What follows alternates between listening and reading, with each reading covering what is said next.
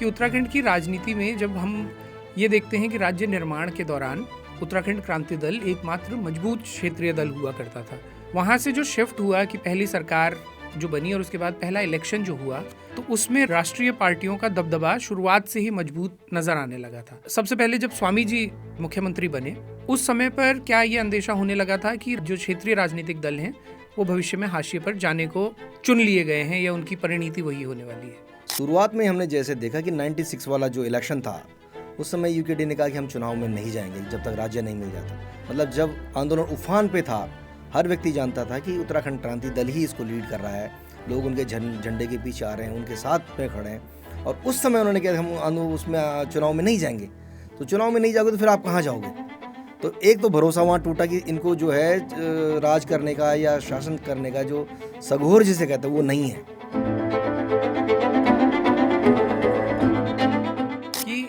कोई मजबूत और उम्मीद जगाने वाला नेतृत्व न नजर आते हुए भी लोगों में एक सेंटिमेंटल जुड़ाव जो है, लगाव जो है उत्तराखंड क्रांति दल के प्रति वो मैसिव है। क्योंकि आज भी जब लोग कांग्रेस भाजपा से त्रस्त होते हैं तो हम अपनी ही वीडियोस में भी देखते हैं या तमाम जगह देखते हैं, तो लोग कमेंट्स में यूकेडी ज़रूर लिखते हैं। लोगों में एक भाव है उत्तराखंड क्रांति दल के प्रति। इस भाव को एनकैश करने के लिए वो जो वैक्यूम है, उस वैक्यूम को उत्तराखंड क्रांति दल अगर अभी 1 साल का जो समय बचा है उसमें आपको लगता है कि चैनलाइज कर पाएगा उस वैक्यूम को? हम सिर्फ भावनाओं में आके, टीवी चैनल्स में आके और ये क्या नाम सोशल मीडिया में माहौल बनने से नहीं होने वाला है। माहौल है, लोगों की जन भावना भी है, वो भी चाहते होंगे कि भाई जब पंजाब में क्षेत्रीय दल की सरकार आ सकती है, दिल्ली में 10 साल चल सकती है, बिहार, बंगाल, महाराष्ट्र सब जगह चल सकती है, तो आखिरकार उत्तराखंड में क्या बीजोग पड़ गया? क्यों नहीं बन सकती? लेकिन फिर वही दिक्कत है, एक आपसी कलह लोगों के, और जिस दल के पास 100 लोग नहीं, वहाँ जो 25 गुट बने हुए। अच्छा, कभी देखते थे कि कांग्रेस की सरकारें जब बनती थी तो केंद्र उनका इतना मजबूत हुआ करता था कि चीज़ें वहीं से कंट्रोल होती थी। वही ट्रेंड सेम अब भाजपा में दिखाई देता है कि बल्कि भाजपा ने तो ज़्यादा मुख्यमंत्री बदले हैं बनिस्बत कांग्रेस के। तो ये एक राज्य की पॉलिटिक्स के लिए ये जो संकेत होता है, ये कितना ठीक या कितना खराब आप मानते हैं? त्रिवेंद्र सिंह हमने आपको बनाया, आपने हटा दिया, चलिए घर। तीरथ सिंह को बनाया, हटा दिया। पुष्कर सिंह धामी की कोई गारंटी नहीं है, कोई नहीं कह सकता कि हाँ उन्हीं की लीडरशिप में 27 का इलेक्शन होगा। वो तो दिल्ली वाले चाहेंगे तो होगा, नहीं होगा तो किसी तीसरे आदमी को लाके बैठा देंगे। ये स्थिति कांग्रेस के भीतर भी रही, आपने देखा होगा।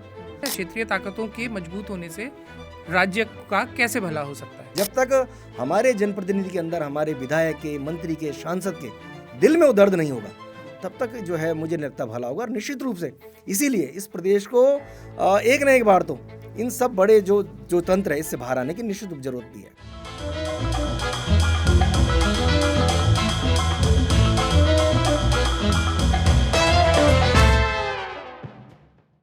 नमस्कार, मैं राहुल कोटियाल।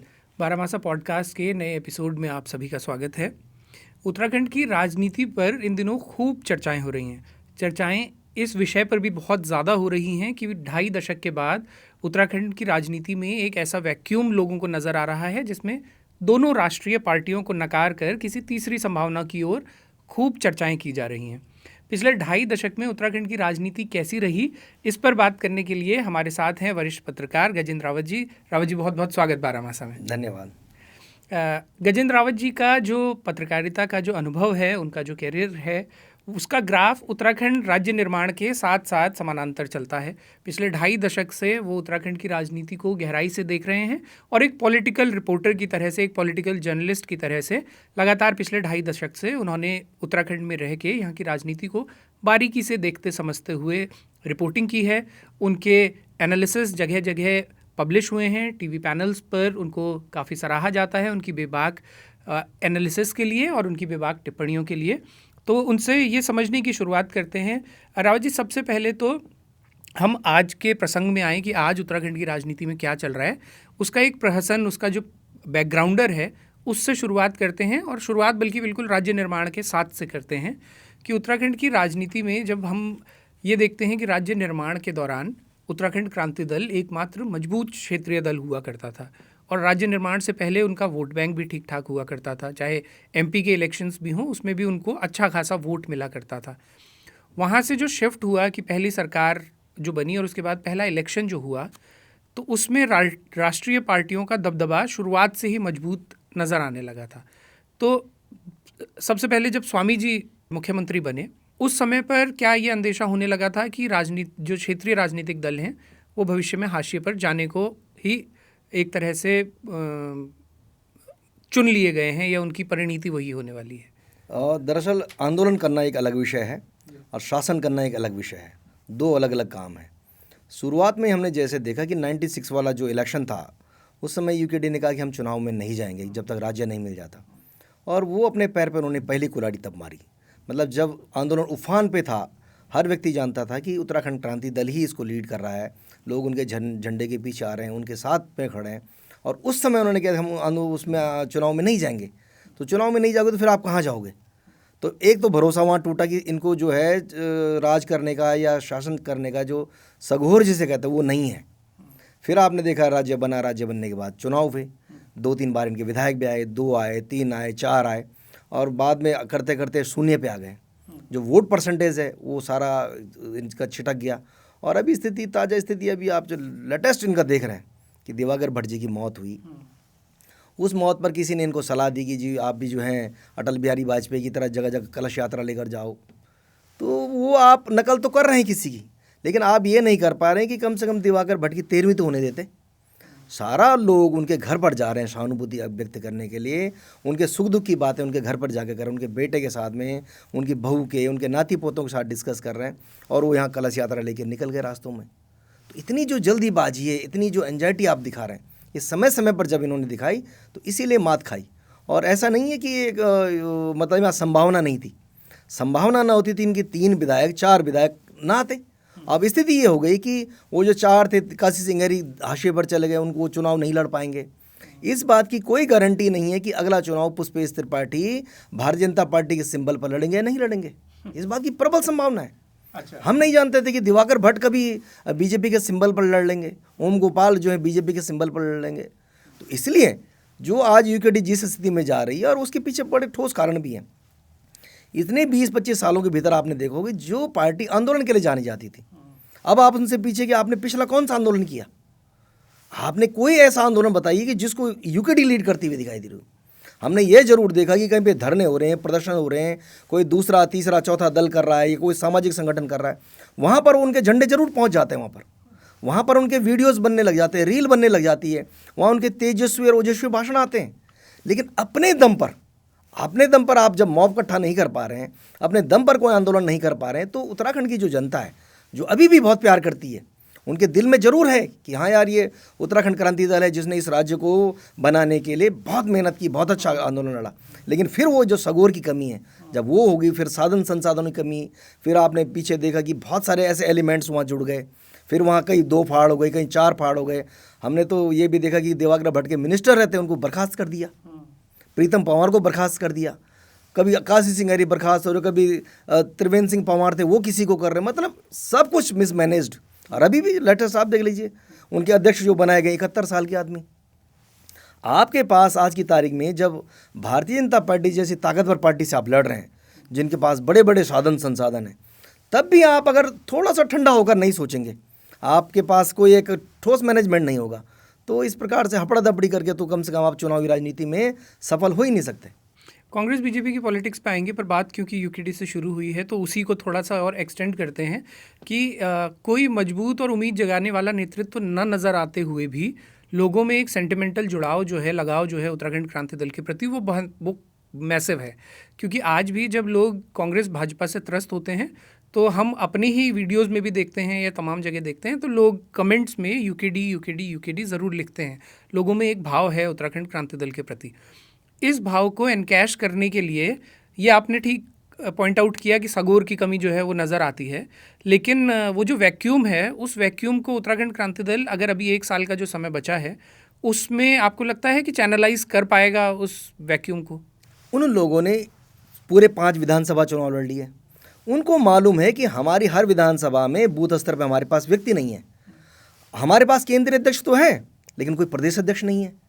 आप बनाइए ना किसी को, आप किसी को महिला मोर्चा में बनाइए, कहीं युवा मतलब एक बड़ी टीम खड़ी कीजिए, आप एक एक विधानसभा में 1-1 हज़ार लोगों को पद बांटिए, तभी तो पता चलेगा आपको बूथ लेवल पे कोई आदमी जा रहा है। आज की तारीख में भी जब हम 2027 की तरफ अगर देखते हैं कि चुनाव जाएगा, उस समय भी हम नहीं बता सकते कोई ऐसी 5 सीटें बता दें कि जहां ग्राउंड लेवल पर हो कि इनका हर बूथ पर कोई व्यक्ति खड़ा हो।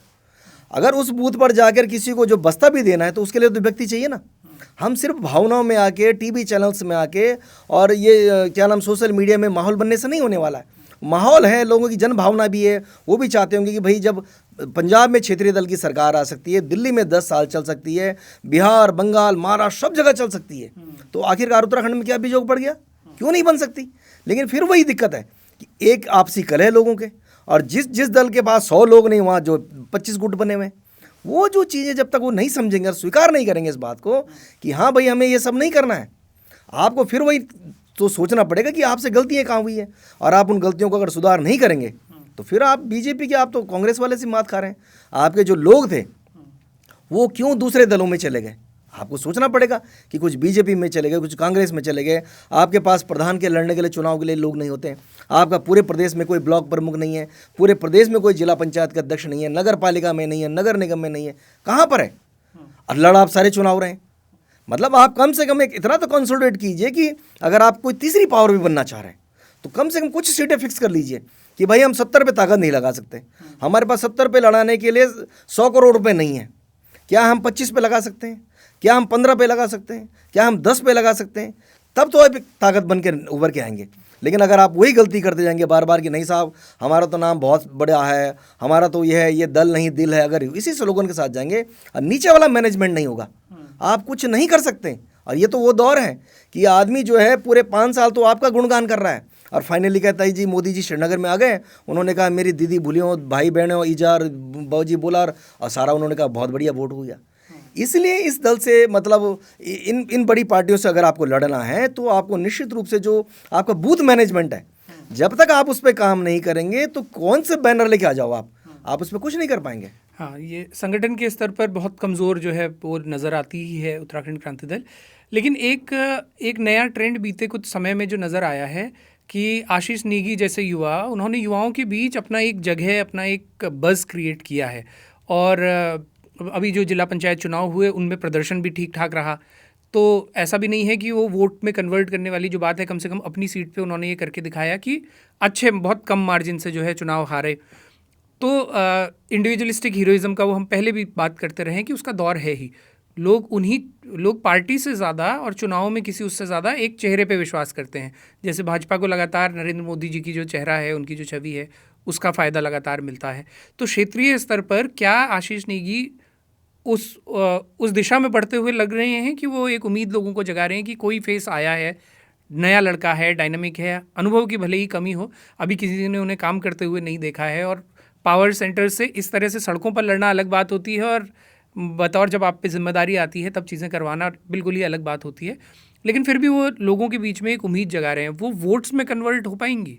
मेरा मानना है कि अगर आशीष को आज 2025 के एंड पे हम लोग 2025 में हम अनाउंस कर दें कि आशीष ये तुम्हारी विधानसभा है, तुम एक विधानसभा पकड़ लो, उस विधानसभा में काम करके दो और बेहतर तरीके से काम करके दो, फिर वो अपनी उस सीट को सजा सकता है। अब आप उसको पूरे प्रदेश भर में इस प्रकार से घुमाएंगे और सिर्फ उसी हवा में रहेंगे, नहीं भाई साहब वो बहुत अच्छा बोल सकता है, बहुत भाषण दे सकता है, प्रेमचंद अग्रवाल को गाली दे सकता है, धामी को दे सकता है, सबको दे सकता है, ये किया जा सकता है, वो भी है, एक राजनीति का तरीका है, होना भी चाहिए। मुद्दे पे आपको एग्रेसिवली बोलना भी है, तुम नहीं बोलोगे तो कौन, कोई दूसरा तो आएगा नहीं बोलने के लिए।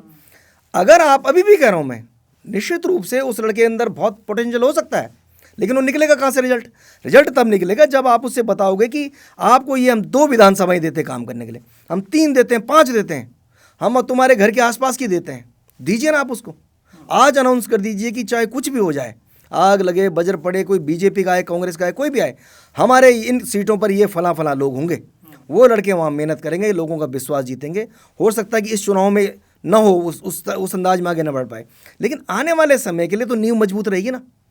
अब जैसे मैंने उनका उदाहरण आपको दिया त्रिपाठी का, त्रिपाठी 2 बार विधायक हुए वहाँ से, आज की तारीख में लगातार लूज कर रहे हैं।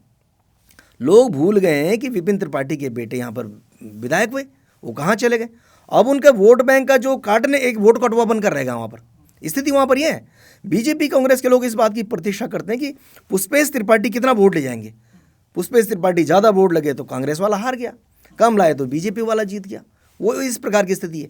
निश्चित रूप से जो बातें आपको लगता है कि ये युवा हैं, ये लोग कर सकते हैं, ऐसे बहुत सारे और भी लोग वहाँ पर होंगे, लेकिन आपको फिर वही करना पड़ेगा कि निश्चित रूप से उन्हें जिम्मेदारी सौंपनी पड़ेगी और स्पष्टली आज बताना पड़ेगा कि भाई ये प्लेइंग फील्ड आपके लिए है, आप इसमें बहुत मजबूती से काम करो और आपको पूरी 70 पे जाके जो है भाषण देने की जरूरत नहीं, अपनी ऊर्जा को खत्म करने की जरूरत नहीं है, बल्कि एक जगह से कंसोलिडेट करने की जरूरत है। वो करोगे तो निश्चित रूप से रिजल्ट ही पे आएगा।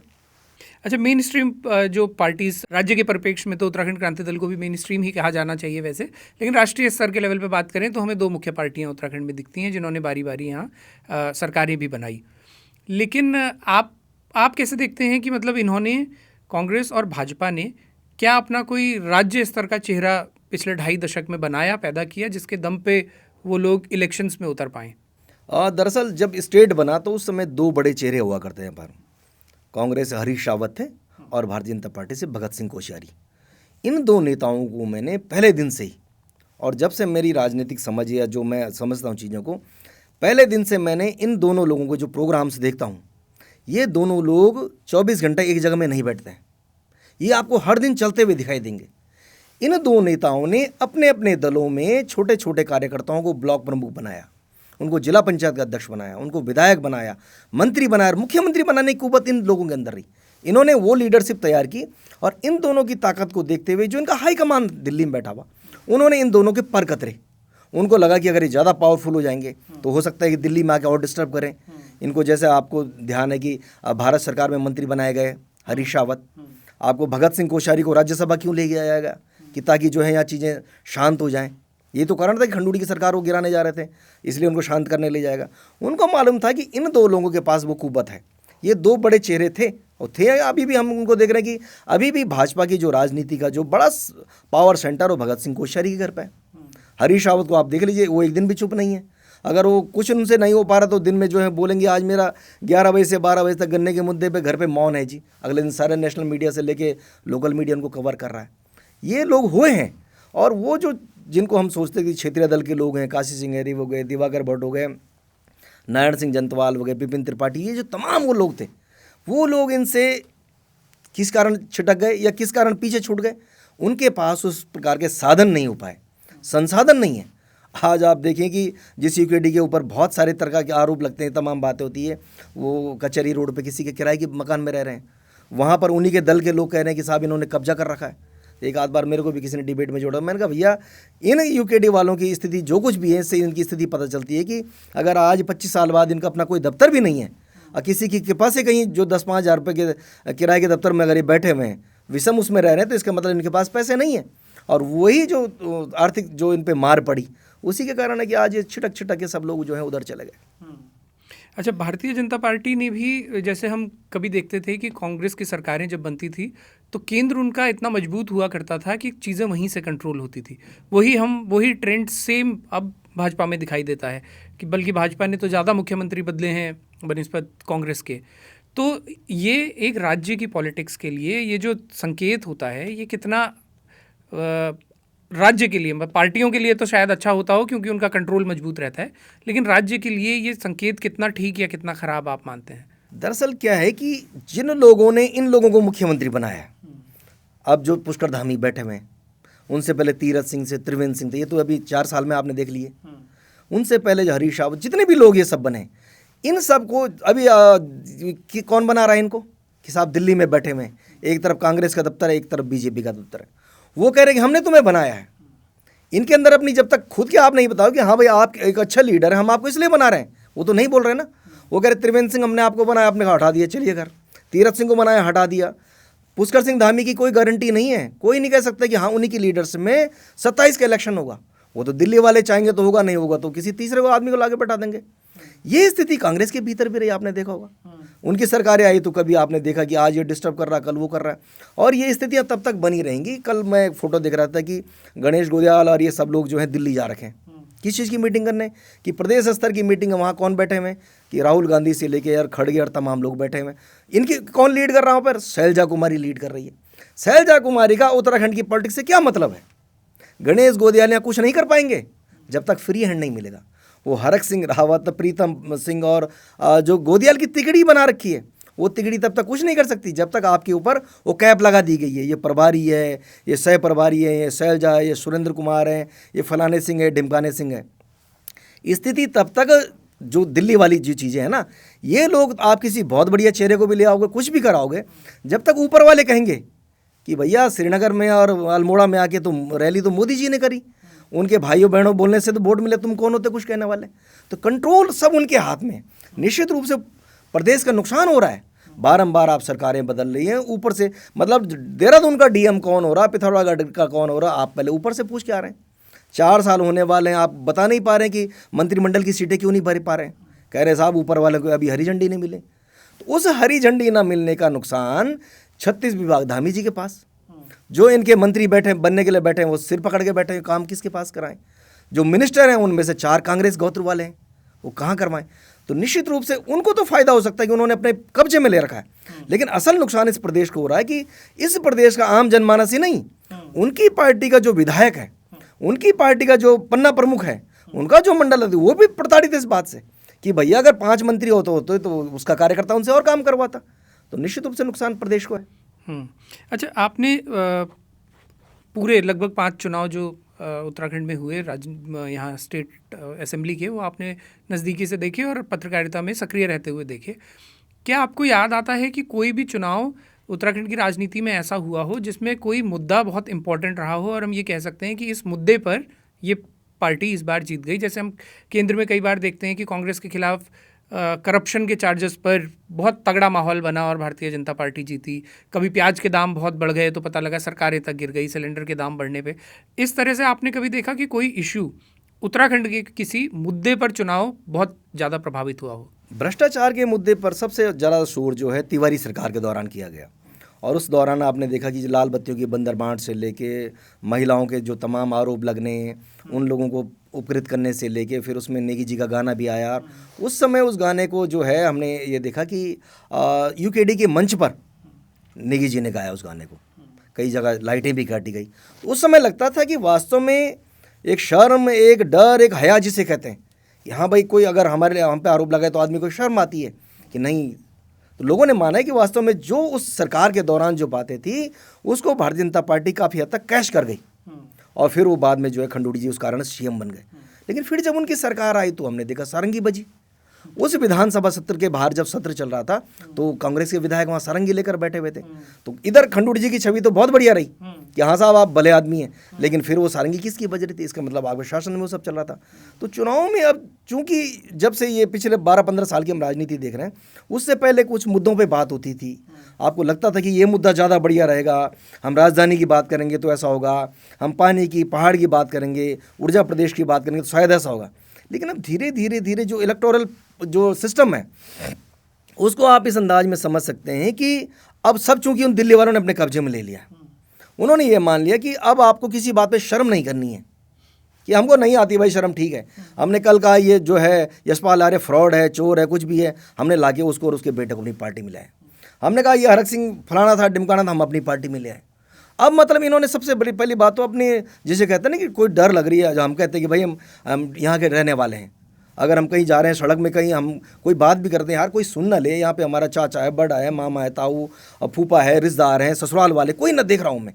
लगता है ना एक बात की कोई आदमी सामान्य बात करते हुए आंखों की शर्म भी खत्म, आंखों की शर्म, उन लोगों को लगता है कि अब आपको शर्म हया करने की कोई ज़रूरत नहीं है, आपको सरकार कैसे बनानी है इसके लिए आप कुछ भी कर डालो।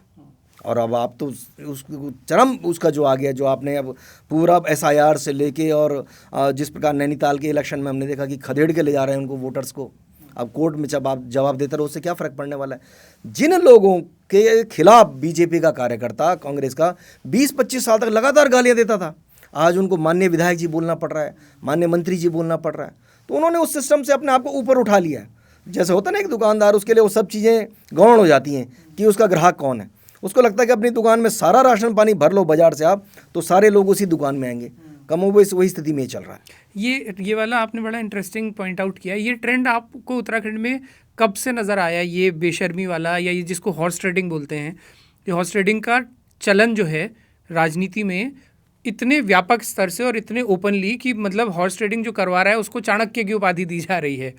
तो ये वाला ट्रेंड नेशनली तो हम छोड़ते हैं, उत्तराखंड में आपने कब से नोटिस करना शुरू किया? शुरुआती सरकारों से ही था? ये मैंने जनरल खंडूड़ी के मुख्यमंत्री बनने के बाद पहली बार देखा। अच्छा। खंडूड़ी साहब सीएम थे, उनके लिए सीट खाली करनी थी, तो अखबार में फोटो छपा जो है रमेश पोखरियाल निशंक एक हेलीकॉप्टर से टीपीएस रावत को लाए सीएम हाउस में। वो कांग्रेस के विधायक थे। उन्होंने कहा साहब ये बहुत बड़े चाणक्य बन गए हैं, इन्होंने जो है कांग्रेस के आदमी को तोड़ कर ला गए। बाकायदा उनका इस्तीफा कराया गया, उस सीट पर जनरल खंडूड़ी को लड़ाया गया। फिर उसकी जगह टीपीएस रावत साहब को आपने क्या है और लोकसभा भेज दिया। ये जो ट्रेंड शुरू हुआ कि फिर किरण मंडल वाला आपको ध्यान होगा, किरण मंडल को उठा के लाई कि आप भाजपा के हैं, आपको यहाँ ले आए पकड़ के।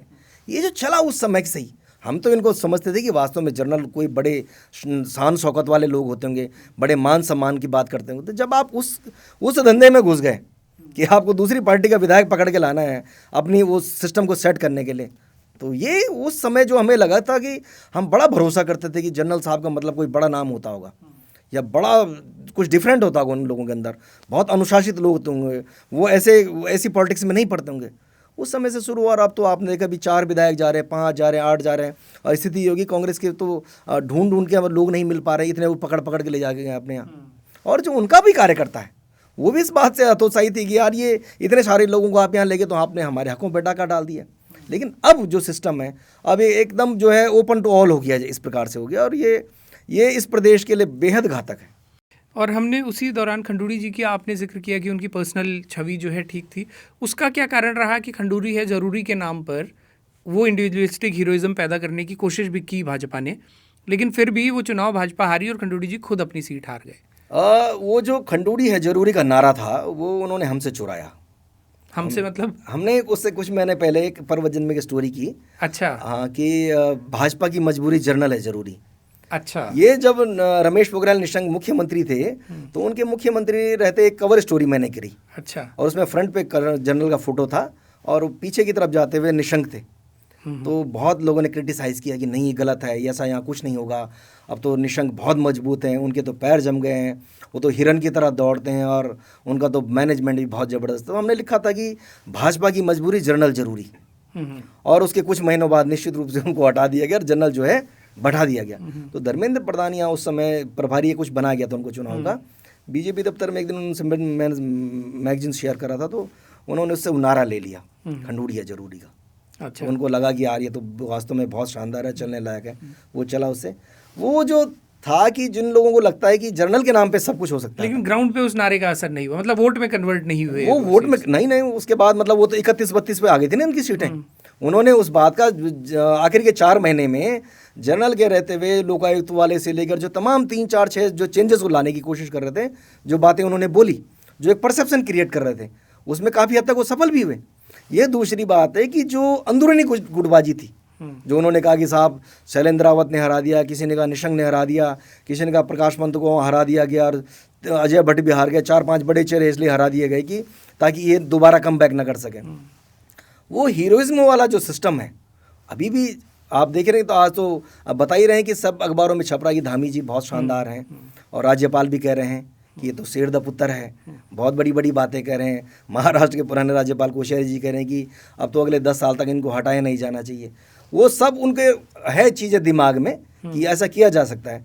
मेरा मानना है कि उनके हीरोइज्म से इस प्रदेश को क्या मिल रहा है, इस पर जरूर चर्चा होनी चाहिए। आप मोदी जी को हीरो बना रहे हैं, आप वो आपकी पार्टी का विषय हो सकता है, लेकिन उससे का कारण आप अगर उत्तराखंड के वोटों को सिर्फ डाइवर्ट करने के लिए यहाँ आ रहे हैं और बाद में यहाँ का आदमी अपने को ठगे सा महसूस करेगा, तो आपका हीरोइज्म तो हमारे ऊपर महंगा पड़ेगा ना। अच्छा, आगे की 27 की अगर हम अभी उसका आकलन करने की कोशिश करें तो एंटी इनकम्बेंसी पहली बार है कि राज्य में कोई सरकार 10 साल पूरा करेगी, तो एंटी इनकम्बेंसी भी ज़्यादा ऑब्वियसली है कि यहाँ पर, अन्यथा इस सरकार को छोड़ दिया जाए तो बाकी वो ट्रेंड रहा ही है बदल बदल के सरकार चलने वाला। उस एंटी इनकम्बेंसी को इनकैश करने की स्थिति में कांग्रेस नज़र आती है, और ख़ास करके ये जो हालिया परिवर्तन हुआ है। कांग्रेस पार्टी का इस प्रदेश में अच्छा खासा वोट बैंक है, उनका वोट बैंक बहुत गिरा नहीं है। उनकी समस्या ये है कि वो यूनाइट नहीं है। उनके जो अंदरूनी झगड़े हैं, उनके बारे में जो ये कहा जाता है मित्र विपक्ष हैं, वो ये है कि धामी जी ने सब मैनेज करे हुए हैं। ये सब जब तक छवि टूटेगी नहीं तब तक कम बैक नहीं कर सकते आप। निश्चित रूप से ये पूरे प्रदेश के लोग तो खुश नहीं होंगे, ये शासन जो 10 साल से चल रहा है वो भी देख रहे हैं कि बार बार मुख्यमंत्री बदले जा रहे हैं, बार बार अधिकारी बदले जा रहे हैं, तमाम जो चीज़ें सबके सामने हैं वो मतलब साफ दिखाई दे रहा है लोगों को। अगर आप फिर वही चीज़ आएगी ना कि एक तरफ जब जिस दिन गणेश गोदियाल वहाँ पर अपना ज्वाइन कर रहे थे अध्यक्ष के रूप में, तो वो कह रहे थे कि हरीश रावत का एक बयान सारे प्रदेश ने देखा कि भाई विष पुरुष हैं, उन विष पुरुषों को जो है सावधान होना चाहिए, विष मैं गटक लूँगा, अपने गले में ले लूँगा, मेरी जेब में डाल दो विष। ये बयान तो हरीश रावत का सबने सुना। हरीश रावत का वो बयान क्या गणेश गोदियाल को नुकसान पहुंचाने के लिए था? हरीश रावत का वो बयान क्या अपने कुछ लोगों को सेट करने के लिए था? उसी कार्यक्रम के बीच एक और बात निकल कर आई कि उन्होंने टिहरी के जिला अध्यक्ष मुरारी लाल को कहा कि आप ये जो विजय गुंसोला खड़े इनके पैर छूइए। क्यों छूइए? क्योंकि जो इनका संगठन सृजन का जो कार्यक्रम था, उस संगठन सृजन के कार्यक्रम में विजय गुंसोला को 85 वोट पड़े और मुरारी लाल को पड़े सिर्फ 5 वोट। लेकिन वो हरीश रावत हैं, दूसरे तीसरे जो लोग हैं जो अभी भी उनके हाईकमान बने हुए हैं इस प्रदेश में, जो अपने आप को बड़े नेता मानते हैं और जो हैं भी दिखाई दे रहे हैं, उन लोगों ने अपने अपने लोगों को, अपने अपने मोरों को फिट करने के लिए उस संगठन सृजन का एक बड़ा पार्ट उसका नाश करके रख दिया। तो वो चीज़ें अगर फिर निकल कर आएंगी, अब आपने देखा कि वो कह रहे हैं विष पुरुष हैं, इधर प्रीतम कह रहे हैं कि यहाँ कोई विष पुरुष नहीं है, हरक सिंह कह रहे हैं कि यहाँ फूके कारतूसों को हम जो है कोई टिकट नहीं देंगे, वो कह रहे नहीं हमारे तो खोखे का भी बहुत काम है। हालांकि इस पर अभी गणेश गोदियाल जी से मैंने एक पॉडकास्ट किया तो मैंने ये सवाल उनसे पूछा था कि आपके बनते ही हरीश रावत जी का एक बयान आता है, हरक सिंह का एक बयान आता है, उस पर काउंटर बयान आते हैं। उनका कहना ये था कि हरक सिंह रावत के बयान को मिसकोट किया गया। ये बात उन्होंने अभी नहीं, कई 7-8 महीने पहले शायद कहीं कही होगी, और वो अभी इस तरह से चला दी गई और फिर उस पर हरीश रावत की प्रतिक्रिया ले ली गई। तो हरीश रावत ने प्रतिक्रिया दे भी, उन्हें ये लगा कि हरक सिंह ने सच में ऐसा बयान दिया है, तो उन्होंने वो खोखे वाले बयान की प्रतिक्रिया दे दी। लेकिन हाँ, ये बात आपकी सही है कि वो इतने पावर सेंटर्स इतने हैं कि सबकी तरफ से कुछ ना कुछ निकलता है और पब्लिक के बीच जब पहुंचता है तो नुकसान पहुंचाता है, गुटबाजी नजर आती है। आप ये देखिए कि अगर ये लोग अभी भी नहीं सुधरे, इन लोगों को उत्तराखंड की जनता ने 3 लोकसभा चुनाव में 5-0 से बाहर किया। बिल्कुल, बहुत बुरी तरह बाहर किया। इनको विधानसभा में प्रचंड बहुमत से बाहर किया। लोकसभा चुनाव में आते आते स्थिति होगी, हरीश रावत कह रहे मैं चुनाव नहीं लड़ूंगा, मेरा बेटा लड़ेगा। यशपाल आर्य कह रहे मैं नहीं लड़ूंगा। प्रीतम सिंह कह रहे मैं तो लड़ूंगा ही नहीं। ये क्या बात हो गई? जब आप अगर ये समझ रहे हैं कि मोदी के नाम पर जब अगर देश में चुनाव हो रहा है और आप डर गए, तो फिर आपको उस अखिलेश यादव से सीखना चाहिए, उस स्ट्रेटेजी को सीखना चाहिए कि उत्तर प्रदेश में योगी आदित्यनाथ के रहते हुए मोदी की रैलियां, अमित शाह का मैनेजमेंट होने के बावजूद वहां नंबर 1 पे समाजवादी पार्टी की कैसे आ गई सीटें? अयोध्या जैसी सीटें बीजेपी क्यों हार गई? तो ये जो लोग हैं, अगर ये अपनी सिर्फ पसंद नापसंद के ऊपर चुनाव लड़ रहे हैं, या इनको लगता है कि नहीं आज हमारे मुफीद नहीं है, आज मोदी लहर चल रही तो हम नहीं लड़ेंगे, और ये सिर्फ लोकसभा में नहीं देखा हमने। प्रकाश पंत की मौत हुई तो कांग्रेस का कैंडिडेट गायब, क्यों नहीं लड़ रहे हैं आप? वो जीना की मौत हुई, सुरेंद्र सिंह जीना की, तो उनका जो मेन कैंडिडेट वो गायब।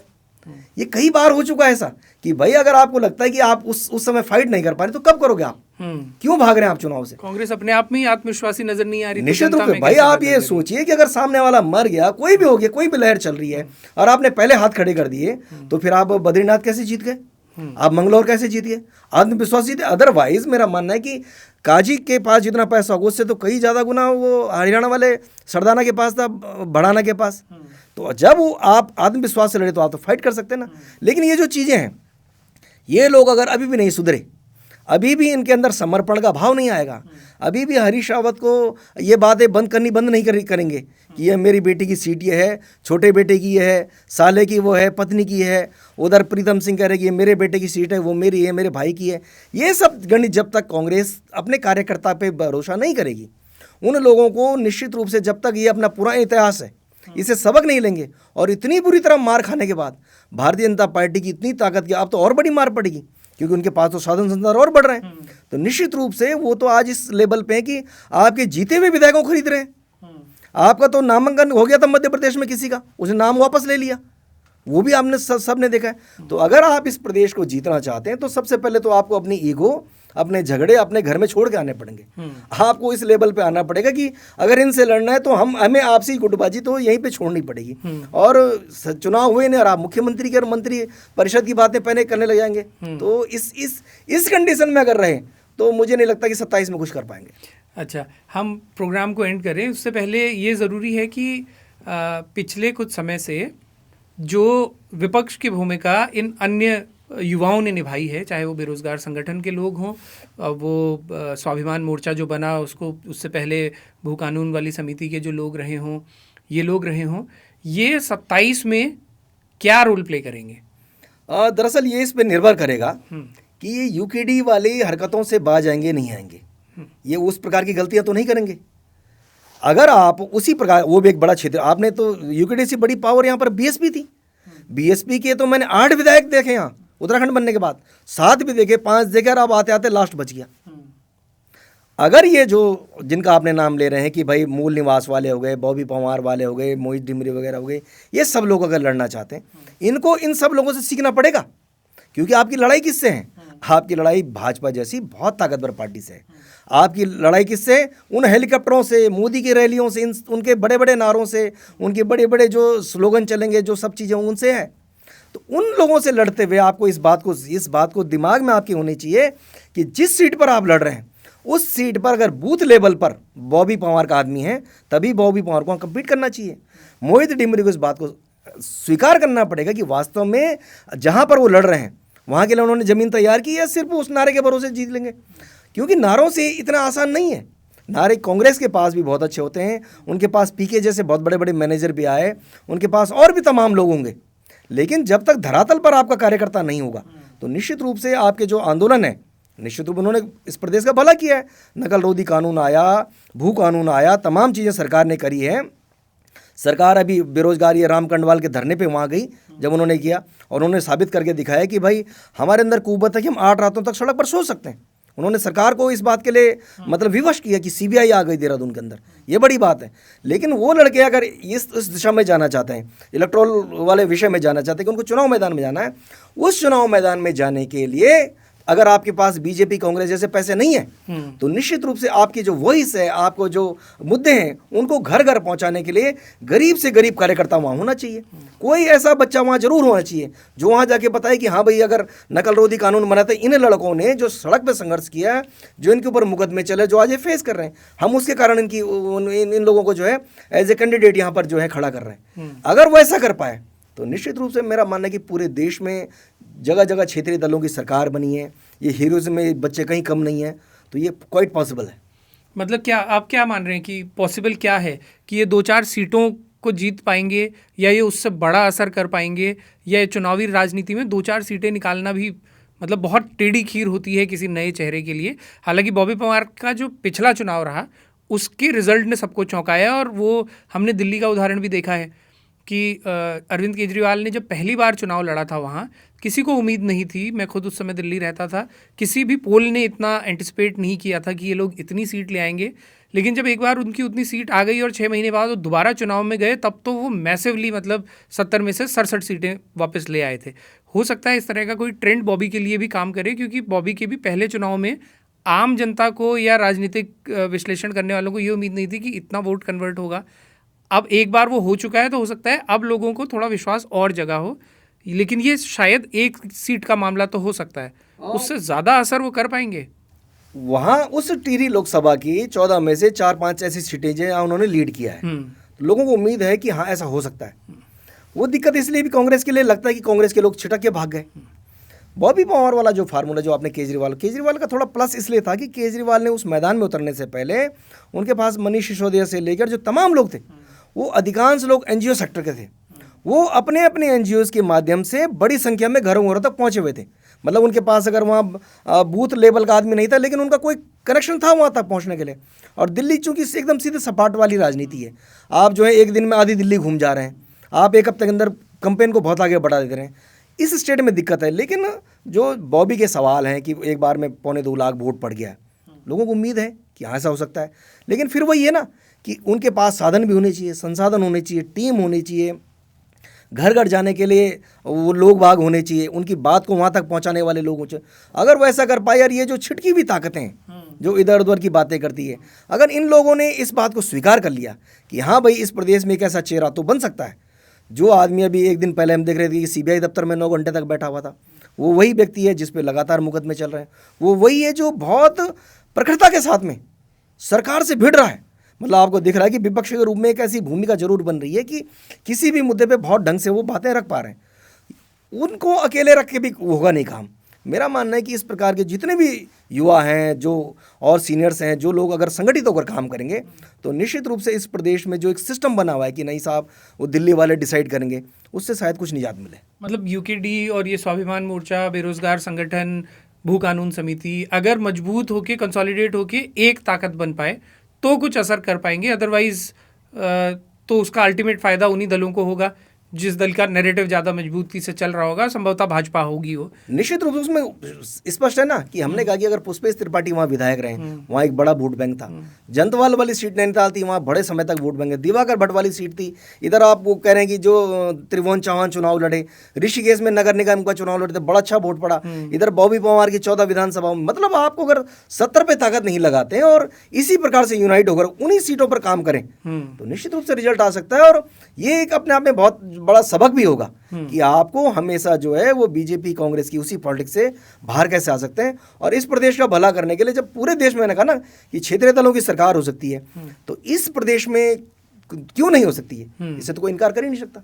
अच्छा, और एक लास्ट सवाल और कि जिन जिन राज्यों में हम देखते हैं कि क्षेत्रीय ताकतें, क्षेत्रीय पॉलिटिक्स मजबूत है, ये आम जनता को भी इससे समझना चाहिए, आपके अनुभव से समझना चाहिए कि क्या क्षेत्रीय ताकतों का मजबूत होना अपने आप में राज्य को किस किस तरह से मजबूती देता है या किस किस तरह से फ़ायदा पहुंचाता है। क्योंकि उत्तराखंड में पिछले 25 सालों में तो हमने ये नहीं देखा कि कोई क्षेत्रीय ताकत इतनी मजबूत हुई हो कि अपने दम पर कोई सरकार बनाए। सरकारों में बहुत मिनिमल हिस्सा क्षेत्रीय ताकतों का रहा है।